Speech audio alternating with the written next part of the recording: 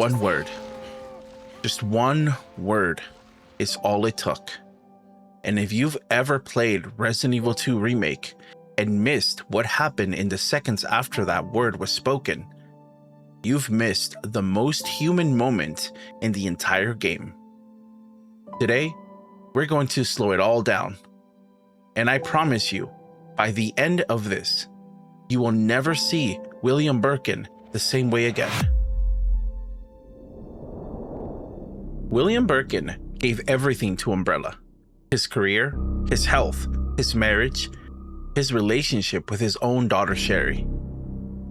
He wasn't just a scientist.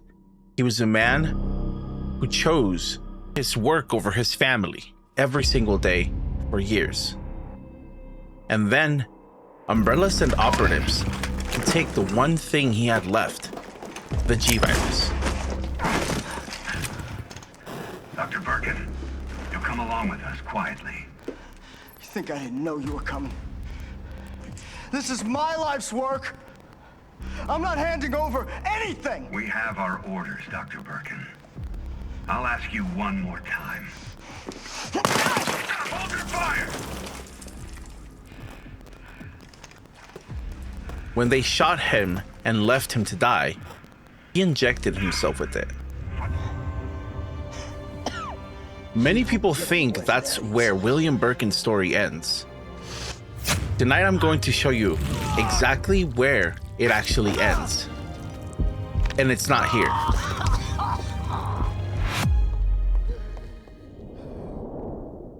From the moment the G-Virus takes hold, something unusual happens. Birkin's mutation periodically pulls back. His arm retracts, the eye on his shoulder closes. He's actively fighting the virus from inside.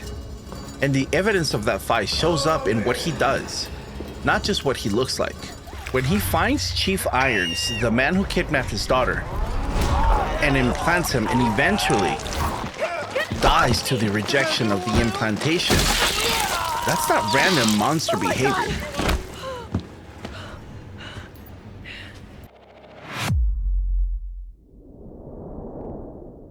Now this is the moment where I really need you to pay attention. Sherry is right there, completely alone. No Claire, no Leon, no one to protect her.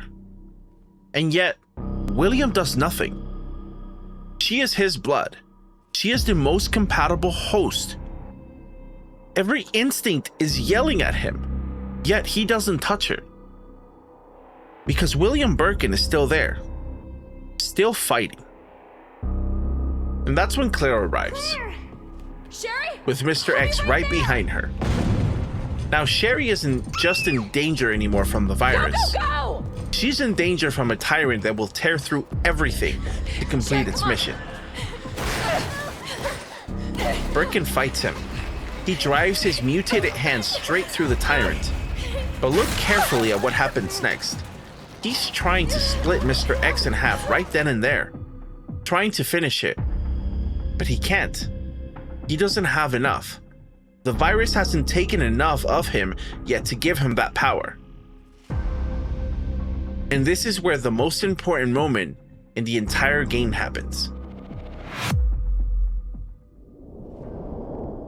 Inside the elevator, Sherry looks towards Birkin and says one word. Daddy? Claire doesn't understand, she's confused. But the game doesn't stay on Claire. The camera cuts back to Birkin. And there it is, that face. He looks like he's in complete agony, to the point of tears. In the middle of a fight with a tyrant impaled on his hand. His body barely recognizable as a human anymore. He hurt her. He heard his daughter calling out for him. And that face, that is William Birkin saying goodbye. In moments after we see that face, a second head pushes through his body. Most people see this and think it's just another stage of the mutation. Just the G-Virus doing what it does. But look at the timing. The extra head doesn't emerge before that face. It emerges after. I believe the second head is the moment William Birkin stopped fighting. The moment he heard Sherry's voice, saw no other way, and chose to let go.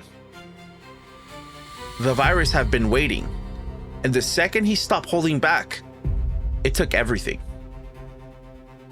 And now watch what happens. The Tyrant gets split in half, but it's not William who does it. The thing that finishes that fight, that's not him anymore. That's the virus using the body William Birkin just surrendered, because William is gone. Now what's left goes into pure rage. It doesn't protect Sherry. It doesn't hold back. It attacks the elevator, in fact. It does exactly what the G-Virus always intended, and Sherry, inevitably, gets implanted. Not from her father, but from that thing that replaced him.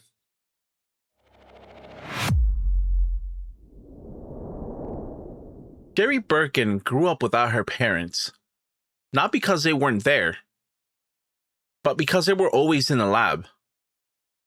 During birthdays, dinners, childhood moments that only happened once. All of it in the background of someone else's obsession.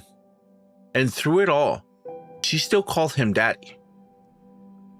Even now, even standing in that elevator, looking at something that barely resembled a human being anymore, she still saw her father. Her voice still reached him.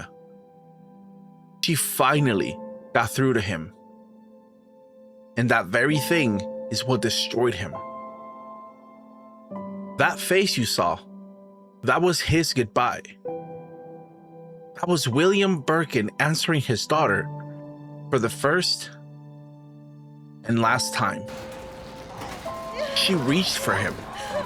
Daddy? And that is when he let go.